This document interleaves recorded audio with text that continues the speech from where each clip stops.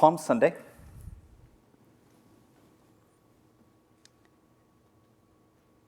One attack, 50 Christians killed inside of a church. And this one made the headlines because it was Palm Sunday. All over the world. In multiple languages. The terrorists were famous for their act of atrocity.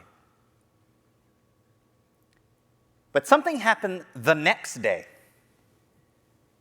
that made almost no headlines around the world. In fact, I'm not aware that a single reporter in a single newspaper reported on it at all.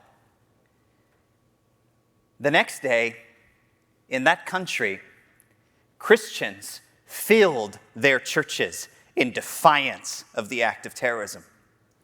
And one pastor delivered a sermon in his local language that, if you translate the sermon to English, the title was, "A Message to Those Who Kill Us." I want to read you the sermon. Now, what will we say to those who kill us? The first thing we will say is, "Thank you very much." And you won't believe it when we say thank you. You know why we thank you?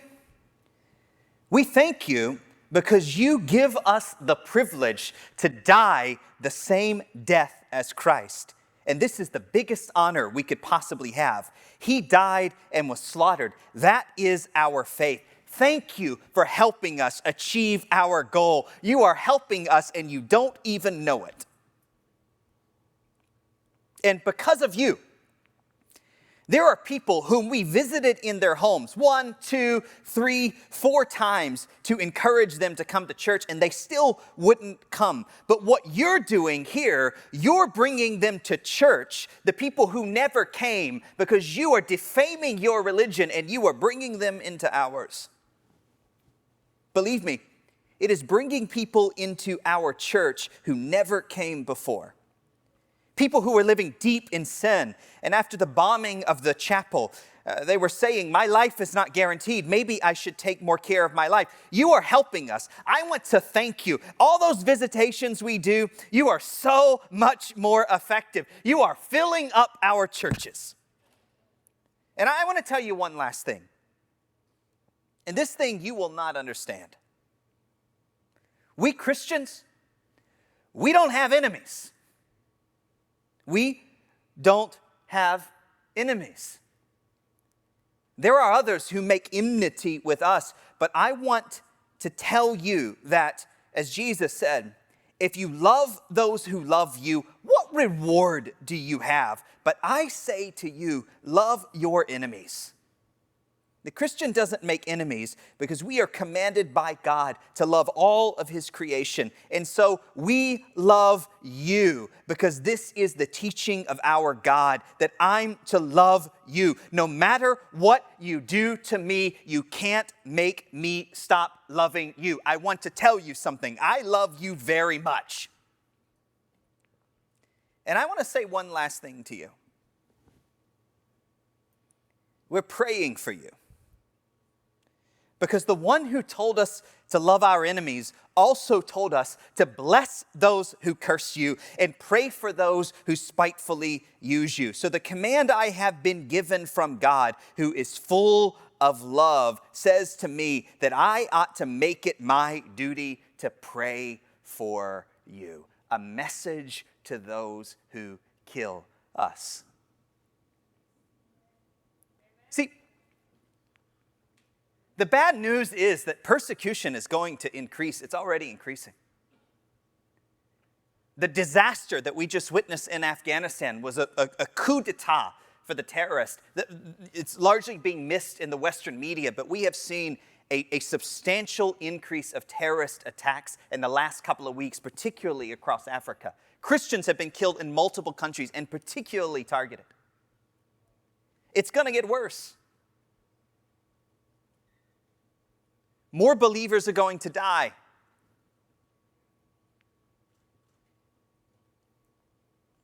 But the gates of hell have not, cannot, and will not prevail against the church of Jesus Christ. It isn't even possible.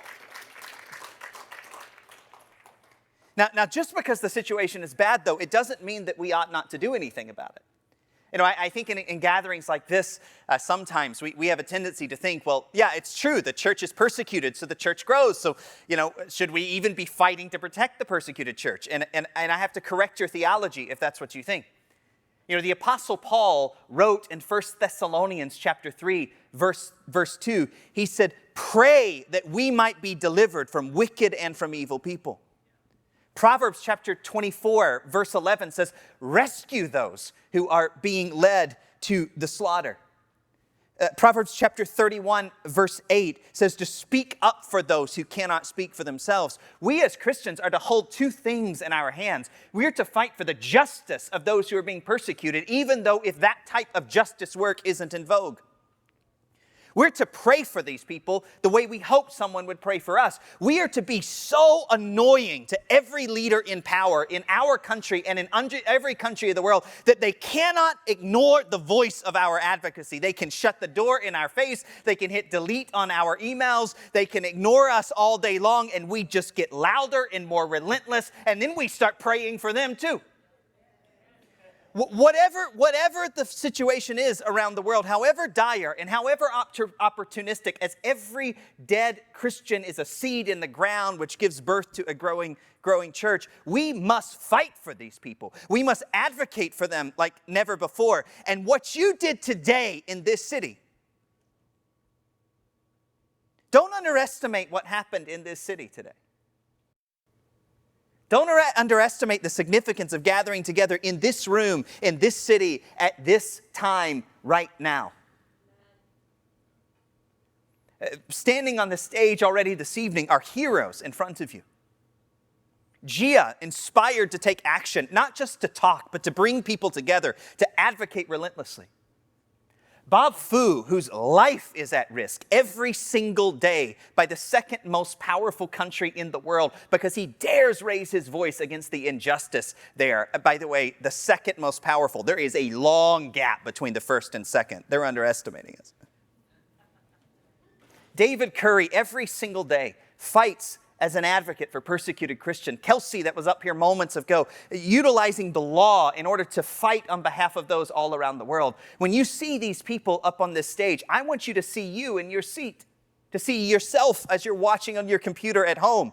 It is your responsibility too to raise your voice. You can make a difference. We believe in the power of one person to change the world. When Jesus chose to change the world, he didn't lead a movement of tens of thousands of people. He just picked 12 people. 12 people that were rough around the edges. 12 people who in the end died, all but one, preaching the gospel of Jesus Christ to the ends of the earth. And the world has never been the same since. The bad news is it's not a good time. And I'm sorry to say, as Father Benedict, another hero who you'll hear from in a little while, as he and I sat and collaborated together in 2014 as ISIS was ransacking the Middle East, unfortunately, I am seeing a duplication of the same mistakes. It's going to get worse, but the church will not be destroyed. But it's time for us to do our part. And as you help the persecuted church, the one thing I've learned, it's like oxygen to my own faith. It'll be oxygen to yours. As you help these people, you'll find you're the one that's being helped.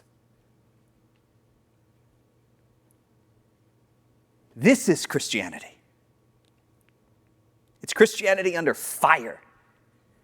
That the more the temperature is turned up, the brighter we shine. By the way, that sermon I began with, the widow of one of those Christians who died that day appeared on national TV in that country where the Christian community is a small minority. This woman, with her now having to raise her own children without her husband, This announcer who wasn't a Christian in front of the whole country asked this dear woman days after her husband had been killed by a terrorist, "Do you have any message for the terrorist?"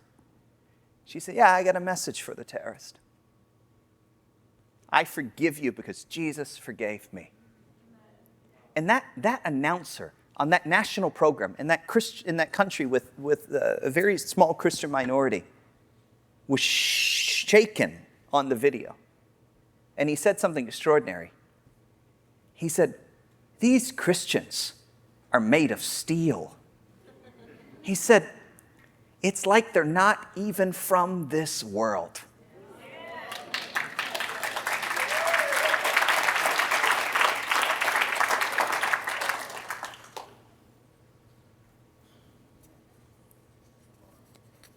It's not a mistake that you and I are living now. And it's our responsibility to do our part to ensure, as the Apostle Paul wrote in the last couple of verses of his book of Romans, "Soon the God of peace will crush Satan underneath our feet."